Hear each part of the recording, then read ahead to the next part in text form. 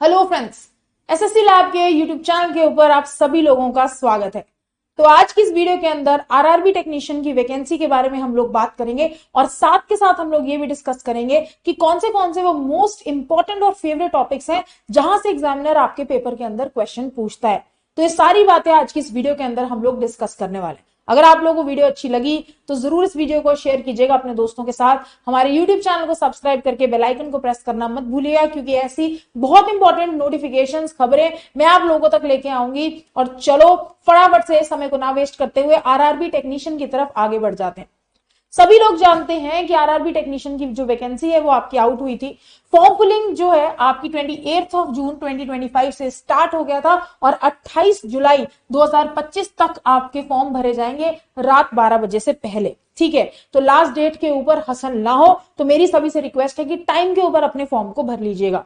Online payment की जो आखिरी डेट है वो आपकी 30 जुलाई 2025 दी गई है कि 30 जुलाई तक आपकी ऑनलाइन पेमेंट जो है आप लोगों की हो जानी चाहिए। तो सबसे पहले तो इंपॉर्टेंट डेट्स हम लोगों को पता होनी चाहिए। अगर फॉर्म नहीं भरा है तो जितनी जल्दी हो सके अपने फॉर्म को भरो, क्योंकि आखिरी डेट पर साइट इतनी बिजी जाती है कि आपका फॉर्म मिस हो सकता है। अब आते हैं हम अपनी मेन बात पर। गाइज, यहां पर दो वैकेंसीज निकली है, टेक्नीशियन ग्रेड 1 और आपके टेक्नीशियन ग्रेड 3।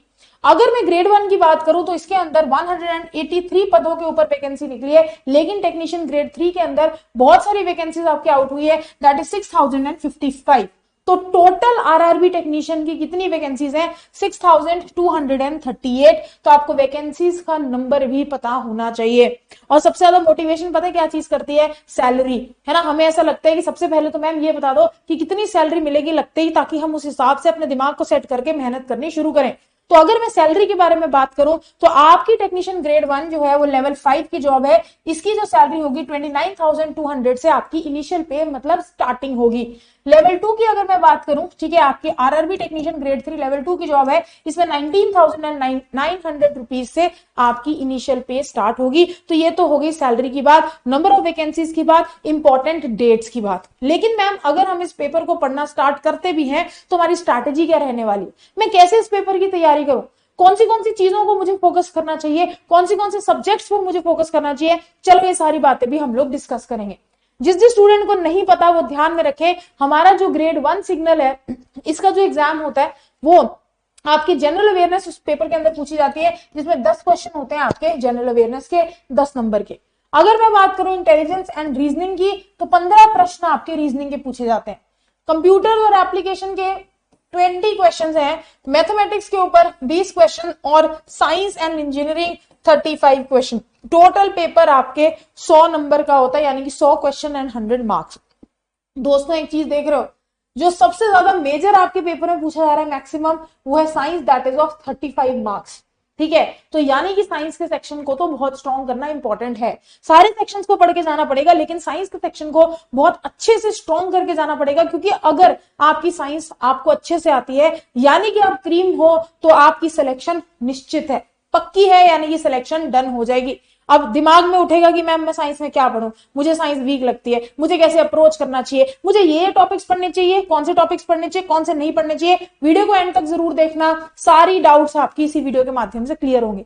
अगर मैं ग्रेड 3 के बारे में बात करूं तो साइंस 40 मार्क्स की आती है आपकी ग्रेड 3 में, ये देख रहे हो आप लोग।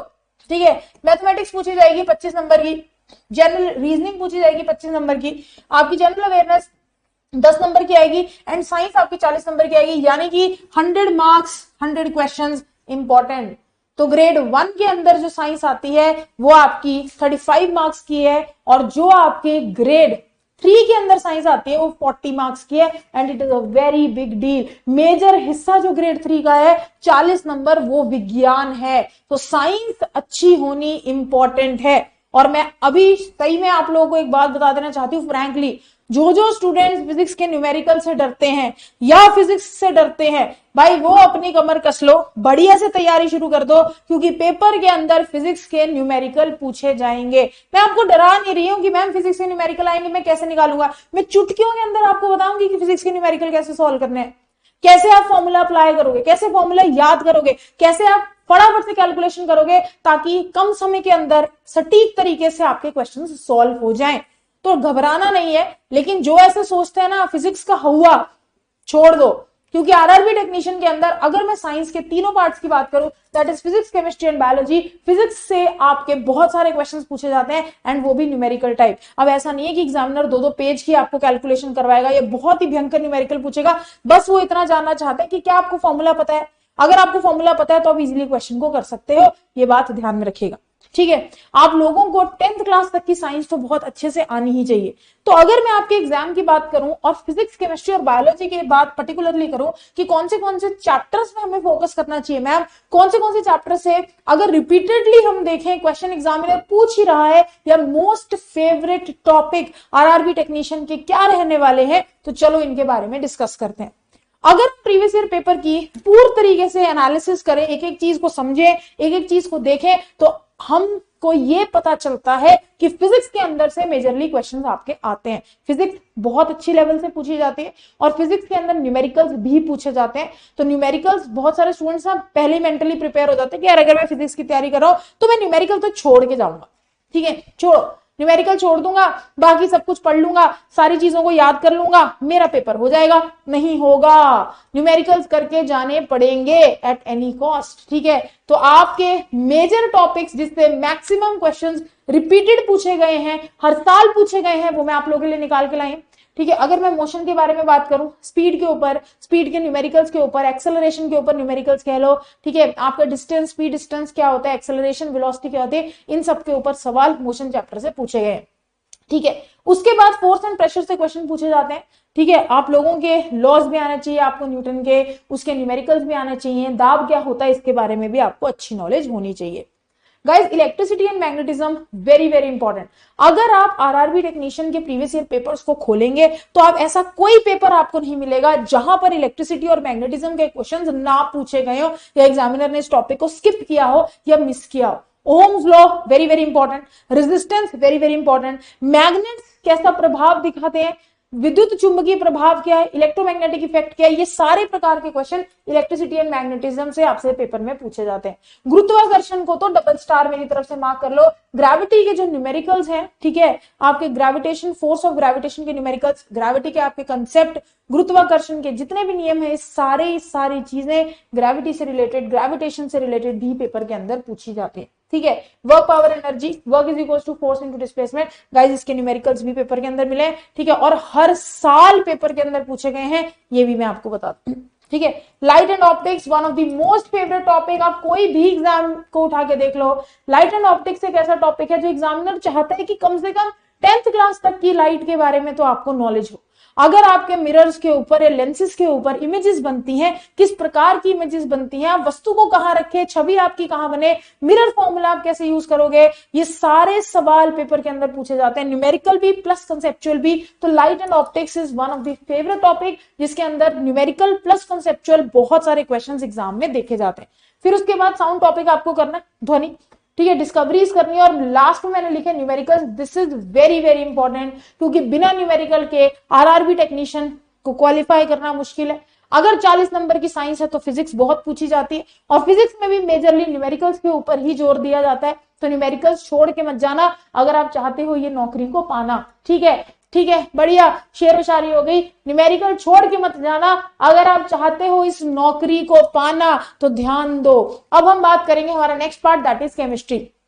केमिस्ट्री के अंदर ऑर्गेनिक केमिस्ट्री से बच्चों को बहुत डर लगता है और ऑर्गेनिक केमिस्ट्री के ही क्वेश्चन आपसे मेजरली पेपर के अंदर पूछे जाते हैं, ठीक है। तो ऑर्गेनिक केमिस्ट्री को स्ट्रॉन्ग करना ही करना पड़ेगा। आप लोगों को जितने भी हाइड्रोकार्बन्स है पता होने चाहिए, सैचुरेटेड क्या है, संतृप्त क्या है, असंतृप्त क्या है, आपको पता होने चाहिए। कैसे ये रिएक्शंस करते हैं आपको ये भी बात पता होनी चाहिए।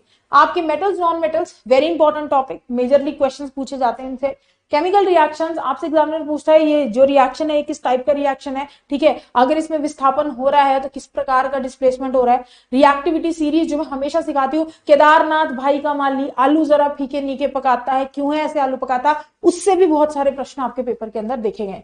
मैटर, पदार्थों के बारे में आपको पता होना चाहिए, पदार्थों को पृथक कैसे करना है, इनकी सेपरेशन कैसे करनी है, कि हम डिकेंटेशन का मेथड लगाएंगे, डिस्टिलेशन का मेथड लगाएंगे, फ्रैक्शनल डिस्टिलेशन का मेथड लगाएंगे, ये सब आपके पेपर में पूछा गया।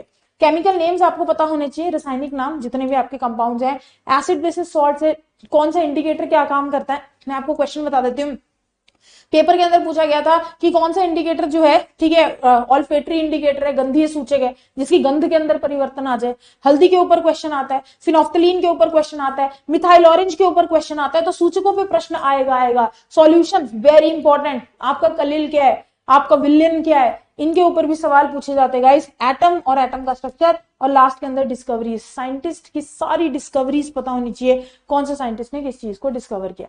गाइस फिर मैं बायोलॉजी के बारे में बात करूं तो बायो का तो आपको पता ही है कि हमें प्लांट्स की ठीक अच्छी नॉलेज होनी चाहिए, प्रजनन कैसे होता है पौधों के अंदर, जानवरों के बारे में पता होना चाहिए, प्रजनन जानवरों के अंदर कैसे होता है। उसके बाद आपके प्लांट्स और एनिमल किंगडम्स आपको मस्ट आने चाहिए। ब्रेन के ऊपर बहुत क्वेश्चन पूछे जाते हैं, कंट्रोल एंड कोऑर्डिनेशन करना पड़ेगा कि सबसे बड़ा लार्जेस्ट पार्ट ब्रेन का कौन है, हमारी जो मेमोरी होती है, सोच जो हम जहां से चीजें थिंक करते हैं वो कौन से पार्ट ऑफ ब्रेन से करते हैं। ये सारे प्रश्न आपके पेपर के अंदर देखे गए। आपकी ग्रंथियां, लार्जेस्ट ग्लैंड कौन है, लिवर है, ठीक है, क्या सिक्रीट करता है, पितरस सिक्रीट करता है, ठीक है, ये सारी बातें पूछी जाती है।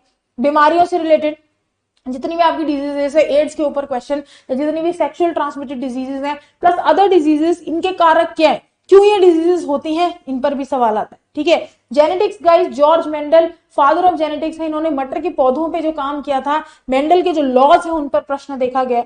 टिश्यूज के बारे में आपको पता होना चाहिए कि एनिमल एंड प्लांट टिश्यूज कौन से हैं, और टिश्यू के अंदर हम लोग कवर करेंगे सेल के बारे में। और ह्यूमन बॉडी की अगर मैं बात करूं तो जितने भी आपकी ह्यूमन बॉडी के अंदर जो भी आपके पार्ट्स हैं, जैसे सर्कुलेटरी सिस्टम है, आपका हार्ट कैसे काम करता है, परिचरण तंत्र, किडनीज कैसे काम करते हैं, एक्सक्रीटरी सिस्टम कैसे काम करता है, पाचन तंत्र कैसे काम करता है, ये सारी बातें ह्यूमन बॉडी से रिलेटेड पेपर के अंदर पूछी जाती हैं।